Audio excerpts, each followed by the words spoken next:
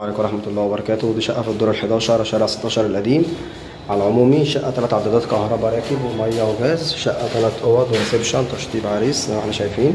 مفيهاش حاجة على منور خالص، ده شباك على الشارع. هنا معانا طرقة التوزيع فيها 3 أوض والمطبخ والحمام. كده معانا أول غرفة اهيت على الشارع.